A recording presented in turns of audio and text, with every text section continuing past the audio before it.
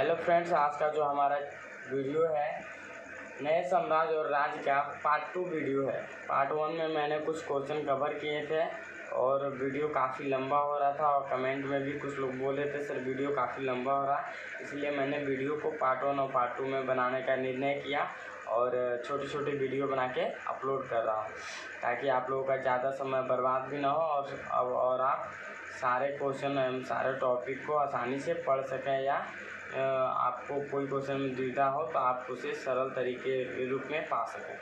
तो आइए हम वीडियो की ओर चलते हैं। हमारे जो बचे हुए टॉपिक थे और क्वेश्चन उसे मैं क्लियर करता हूँ। हमारा क्वेश्चन नंबर 10 तक क्लियर हो गया था या क्वेश्चन नंबर टॉपिक नंबर 10 तक। हमारा जो आज का टॉपिक है टॉपिक नंबर 11 है। आज का युद्ध का असर जनसाधारण पर किस तरह पड़ता है। तो क्वेश्चन है वो पूछ रहा है आजकल का जो युद्ध है जनसाधारण लोगों पर किस तरह प्रभाव डालता है अपना। तो युद्ध हमारे जीवन का विपरीत ग्रस्त घटना होती है। युद्ध जो होती है जनसाधारण लोगों के जीवन का विपरीत ग्रस्त घटना होती है। युद्ध में सामान्यतः दो देशों के बीच संयुक्त रूप से विभिन्न देशों के बीच समूहों के बीच लड़ा जाता है, जबकि सामान्य लोगों का युद्ध के पीछे मुख्य उद्देश्य के प्रति कोई लगाव नहीं होता। वे युद्ध से सबसे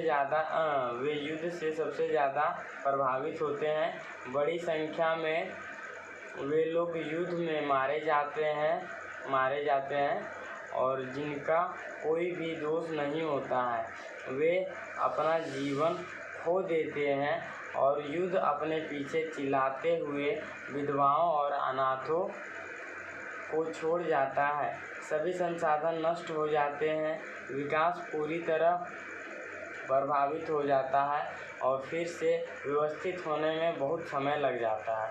तो जिस राज्य में भी युद्ध होता है उस राज्य के जो जनसाधारण लोग होते हैं वो उन पर निम्नलिखित प्रकार से जो होता है युद्ध प्रभाव डालता है। पहला है कि वो युद्ध में सम्मिलित होकर अपनी प्राण को त्याग देते हैं।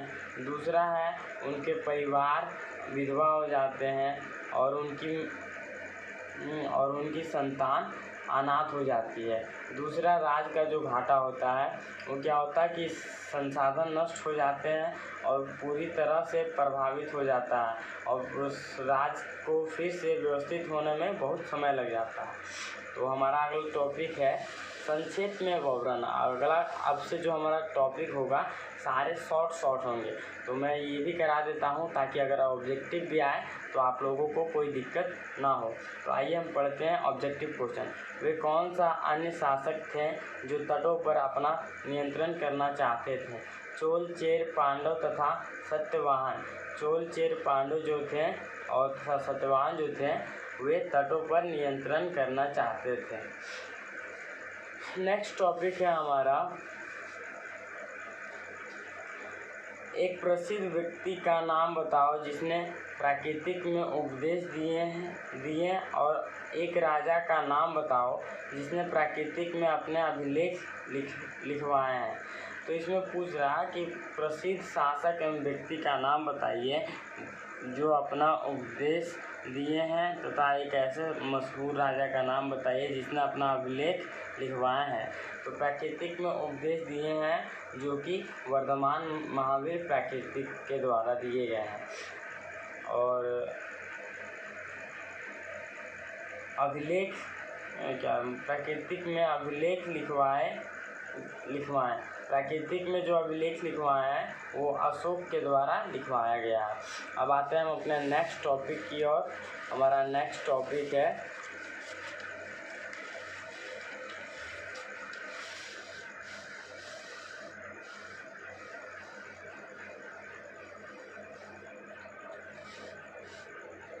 सेना के साथ में ले जाई जाने वाली चीज़ें की सूची बनाएं। पूछ रहा कि जब युद्ध होता था तो सेना के साथ क्या क्या चीज़ें जाती थी उसकी सूची बताएं। तो सेना के साथ ले जाने वाली सामान की सूची है नीचे। पहला हथियार, बर्तन एवं खाने पीने का सामान।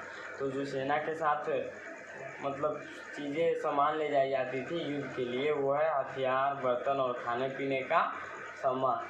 हमारा नेक्स्ट टॉपिक है ऐसे 3 लेखकों के नाम बताएं जिन्होंने हर्षवर्धन के बारे में लिखा है। तो बाणभट्ट, श्वेतअस्तांग और रवि कृति ऐसे 3 लेखक के नाम हैं जिन्होंने हर्षवर्धन के विषय में लिखा था। प्रस्थितियाँ क्या है या प्रशंसा क्या है? प्रस्थितियाँ किसी भी शासक एवं राजा एवं किसी भी व्यक्ति का प्रशंसा करना प्रस्थितियाँ कहलाता है। अब आइए आंसर में क्या देता है वो हम पढ़ते हैं। प्रस्थितियाँ एक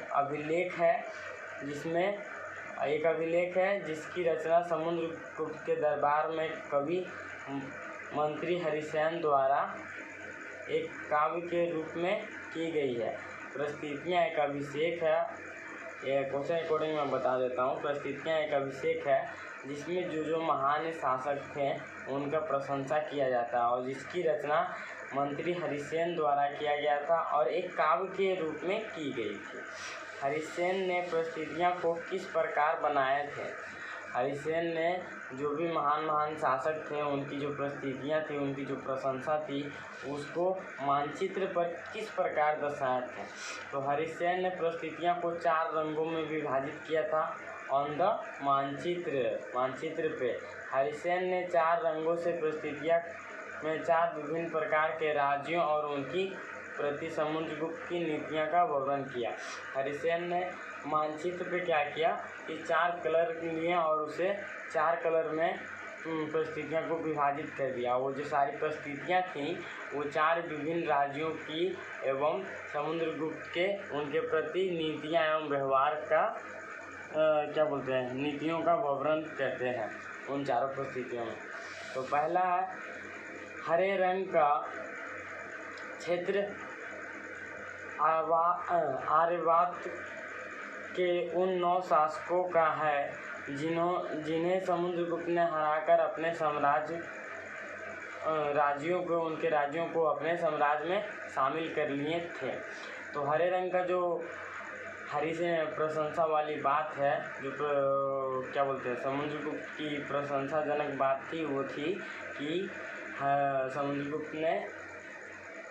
समुद्रगुप्त ने 9 शासकों को हराया था और उन्हें उनके राज्यों को अपने साम्राज्य में शामिल कर लिए थे। हमारा नेक्स्ट टॉपिक है, नेक्स्ट परिस्थितियाँ हैं लाल रंग की बिंदु, जो कि दक्षिणी पाद के समुद्रगुप्त ने यहाँ के शासकों को हराकर अपने राजधानी बनाए तथा फिर उन्हीं शासकों को शासन करने का अधिकार दे दिए। लाल रंग का जो बिंदु था वो समुद्रगुप्त की किस बात की प्रशंसा करती है? तो इस बात की प्रशंसा करती है कि दक्षिण पाद के जो शासक थे समुद्रगुप्त ने उन्हें हराया और हराकर उसे अपना राजधानी बनाया, परंतु उस पर शासन करने का अधिकार उन्हीं लोगों को फिर से दे दिया गया। अब आते हैं, हमारा नेक्स्ट टॉपिक है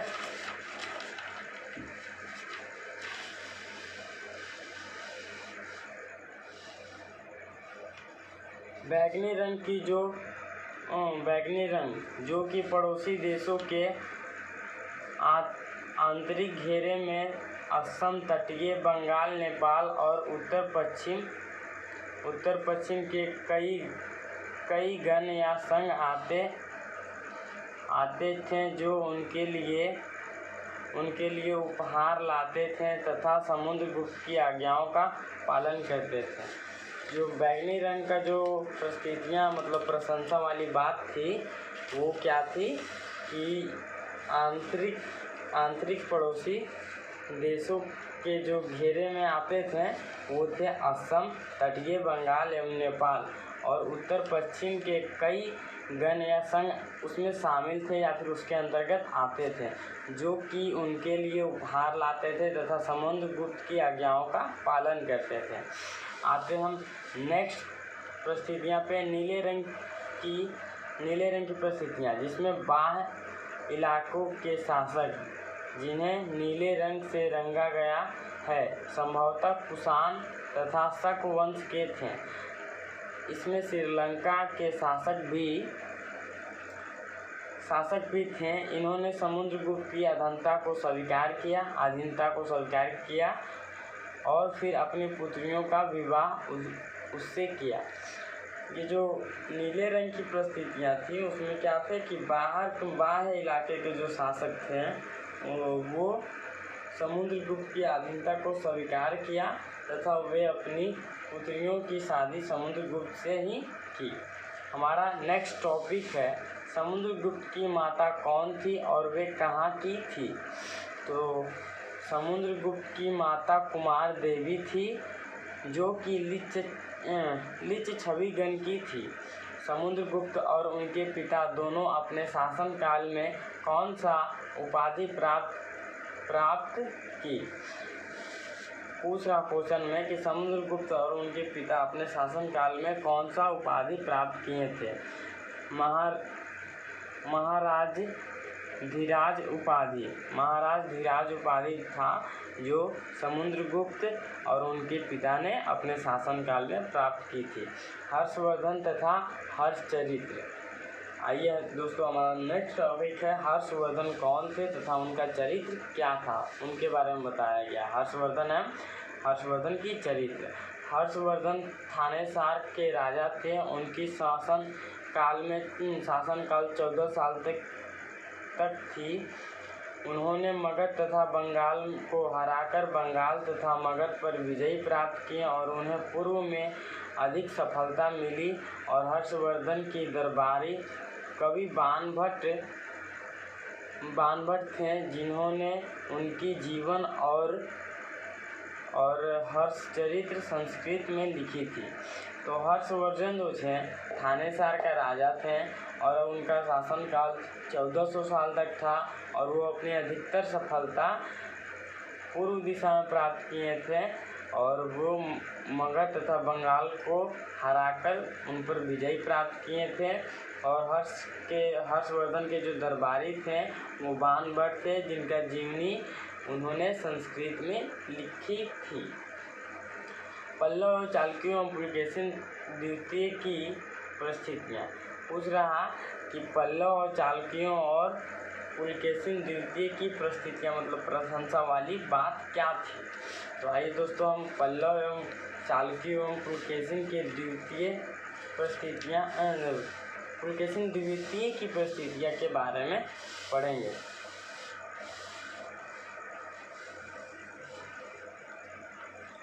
पल्लव और चालुक्य दक्षिण भारत के महत्वपूर्ण राजवंश थे। पल्लव और जो चालुक्य थे दक्षिण भारत के महत्वपूर्ण राजवंश थे। पल्लव का राज्य उनकी राजधानी कांजीपुरम के आसपास थी। पल्लव का राज्य तथा राजधानी जो था कांजीपुरम के आसपास के क्षेत्रों से लेकर कावेरी नदी के डेल्टा तक फैला हुआ था, जबकि चालुक्यों का राज्य कृष्णा तथा तुंगभद्रा नदी के बीच स्थित था। चालुक्यों की राजधानी ऐहोल थी जो कि एक व्यापारिक एवं धार्मिक केंद्र था। तो इसमें बताया गया है कि पल्लव और चालुक्यों दक्षिण भारत के महत्वपूर्ण राजवंश थे। पल्लव का जो राज था और राजधानी कांजीपुरम से कावेरी नदी के डेल्टा के आसपास तक फैला हुआ था, जबकि चालुक्यों का राज्य कृष्णा और तुंगभद्रा नदी के बीच स्थित था। और चालुक्यों का जो राजधानी थी ऐहोल थी। ऐहोल जो कि एक व्यापारिक एवं धार्मिक केंद्र भी था। तो आई होप कि दोस्तों आपको सारा क्वेश्चन एवं सारा टॉपिक वीडियो में समझ में आया होगा। अगर वीडियो अच्छा लगा हो तो अगर चैनल पे आप नए हो तो चैनल को सब्सक्राइब करें एवं शेयर करें। और आपको जैसा वीडियो लगा आप वीडियो के अकॉर्डिंग कमेंट करें। अगर आपको इसके बाद भी कोई दिक्कत है तो आप मुझे कमेंट बॉक्स में कमेंट करके हमसे पूछ सकते हैं। धन्यवाद दोस्तों हमारे वीडियो को देखने के लिए और आशा करता हूँ कि हमारा वीडियो आपको पसंद